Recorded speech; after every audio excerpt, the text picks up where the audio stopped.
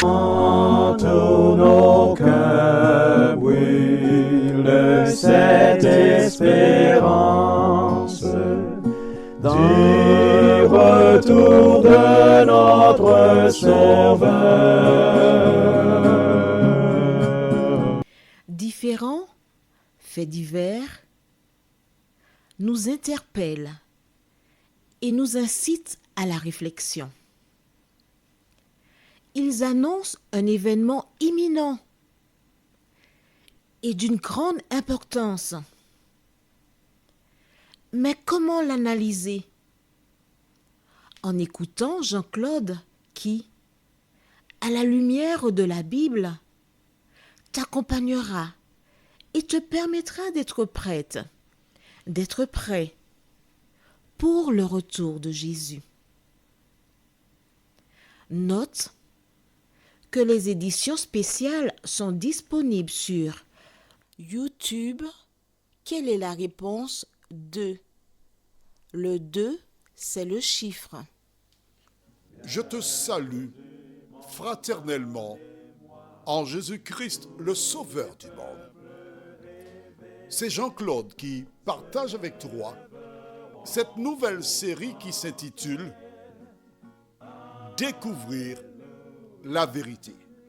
Marco et moi, Jean-Claude, nous sommes très heureux de te retrouver, afin qu'ensemble, nous puissions continuer sur cette série qui s'intitule « Découvrir la vérité ». Aujourd'hui, nous voyons la promesse. Juste avant, prions. Notre Seigneur et notre Dieu, grande est notre joie, car nous sommes conduits par le Saint-Esprit dans toute la vérité. Tandis que nous revenons vers toi en cet instant, merci de nous conduire et que nous puissions tirer les leçons qui s'imposent, nous t'en prions, au nom de Jésus et pour ta gloire éternelle. Amen.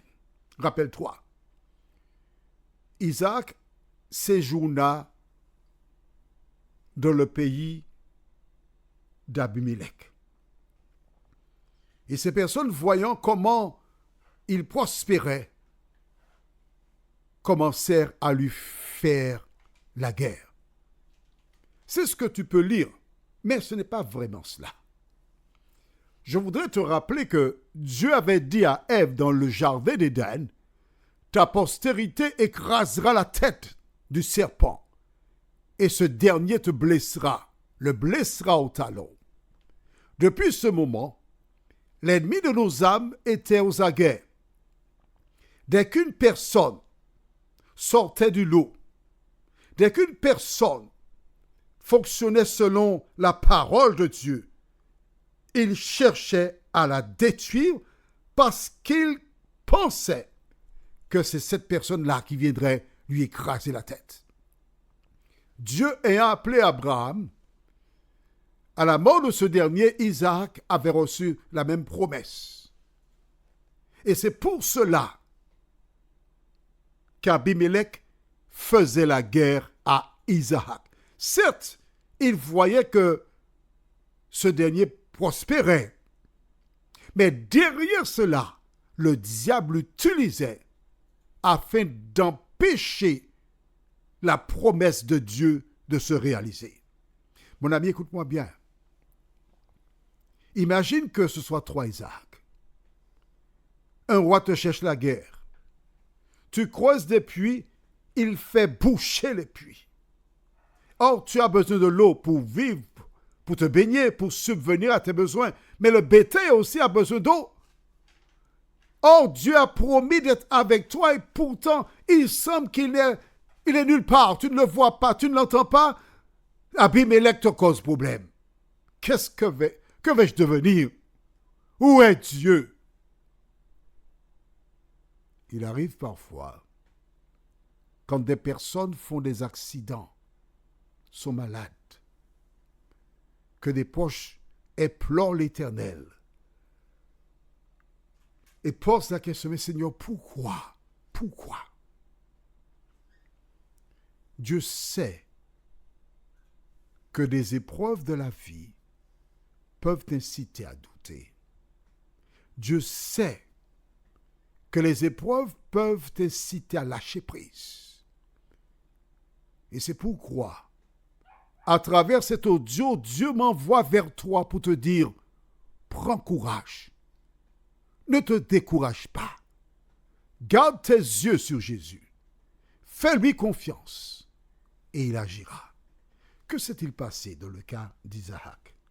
Allons au livre de Genèse 26, les versets 24 et 25. L'Éternel lui apparut dans la nuit et dit, je suis le Dieu d'Abraham, ton père. Ne crains point, car je suis avec toi. Je te bénirai et je multiplierai ta postérité à cause d'Abraham, mon serviteur. Il bâtit là un autel, invoqua le nom de l'Éternel et y dressa sa tente. Et les serviteurs d'Isaac y creusèrent un puits. Arrêtons-nous ici. La vie n'était pas facile pour Isaac. Chaque jour était un nouveau défi. Chaque jour, de nouvelles batailles à livrer. Et Dieu, sentant la souffrance et la douleur de son enfant, une nuit, pendant qu'il était au lit, Dieu s'est présenté à lui. Et qu'est-ce que Dieu lui dit? Celui qui te parle, c'est l'Éternel. Celui qui fit la promesse à Abraham. Et Dieu n'est pas un homme pour mentir, ni un fils d'homme pour se repentir. Et il dit à Isaac, n'aie pas peur. Tu as vu ça? Ne crains point. Des responsables, des directeurs, des personnes à différents niveaux peuvent se lever contre toi. Mais Jésus te dit à toi qui m'écoutes en cet instant, ne crains point. Le message central de la Bible, c'est l'amour de Jésus qui donna sa vie pour acheter les hommes. Mais à côté de cela, Jésus te dit, ne crains point. Nous sommes au livre de Genèse, on est d'accord? Ne crains point. Quand tu vas au livre de Jean 14, versets 1 à 3, Jésus dit encore que votre cœur ne se trouble point. Croyez en Dieu et croyez aussi en moi. Il y a plusieurs demeures dans la maison de mon Père. Si cela ne l'était pas, je vous l'aurais dit. Je vais vous préparer une place. Et lorsque je m'en serai allé et que je vous aurai préparé cette place, je reviendrai et je vous prendrai avec moi afin que là où je suis, vous y soyez aussi. Vois-tu, tout ce qui se passe dans notre monde aujourd'hui peut effrayer. Tout ce qui se passe dans ce monde, la guerre, l'insurrection, la montée de certaines philosophies, l'éducation que l'on fait aux enfants à l'école aujourd'hui et d'autres faits importants peuvent créer chez certaines personnes la crainte, le désarroi. Mais lorsque tu lis la parole de Dieu, lorsque tu relis la promesse de Jésus, que dit-il? Que votre cœur ne se trouble point. Quel que soit le problème que tu rencontres, aussi longtemps que tu as placé ta foi en Jésus, aussi longtemps que tu lis la parole, aussi longtemps que tu cherches à la mettre en pratique, Tu pourras chanter comme les petits-enfants. Avec Jésus sur mon bateau, je peux rire de la tempête. Lorsque Jésus est avec toi, aucun malheur n'approchera de ta tente. Nous avons vu dans Genèse, au chapitre 26, ce que dit Jésus, ce que dit Dieu à Isaac. Allons maintenant dans Apocalypse, chapitre 2, dernier livre de la Bible. Et Jésus s'est présenté à Jean sur l'île de Patmos. Et que dit-il? Je voudrais que tu notes ça dans ton cahier. Apocalypse chapitre 2. Tu as trouvé? Et nous lisons verset 10.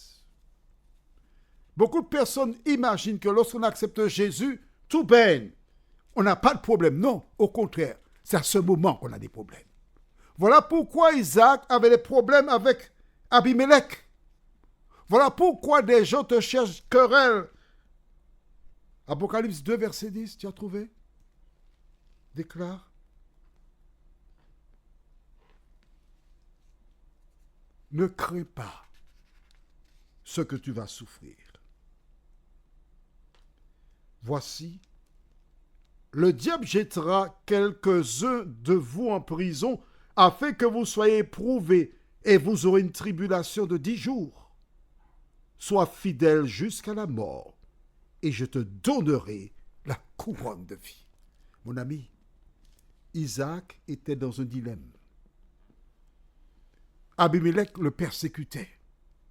Les serviteurs d'Abimelech lui cherchaient querelle. Mais Isaac a reçu de Dieu un encouragement. C'est le même encouragement qu'il te donne à travers ce message. Prions. Notre Seigneur et notre Dieu. David nous dit dans le psaume 23, « Quand je marche dans la vallée de l'ombre de la mort, je ne crains aucun mal, car tu es avec moi. Ta houlette et ton bâton me rassurent. Tu dresses devant moi une table en face de mes adversaires. Tu induis ma tête et ma coupe déborde. » Et la fin du psaume déclare, oui, le bonheur et la grâce m'accompagneront tous les jours de ma vie et j'habiterai dans la maison de l'Éternel jusqu'à la fin de mes jours. Mais lorsque nous habiterons dans ta maison, Seigneur, nous savons que nos jours n'auront pas de fin, car nous vivrons éternellement avec toi. Que ta paix et ta grâce nous environnent. Que tes anges continuent de veiller sur nous et que nous puissions jour après jour refléter ton divin caractère, nous t'en prions. Non pas parce que nous en sommes dignes, oh non Seigneur, nous reconnaissons notre état, mais seulement parce que Jésus est mort pour nous sauver et pour ta gloire éternelle. Amen. Que l'Éternel continue de te bénir tout au long de cette journée.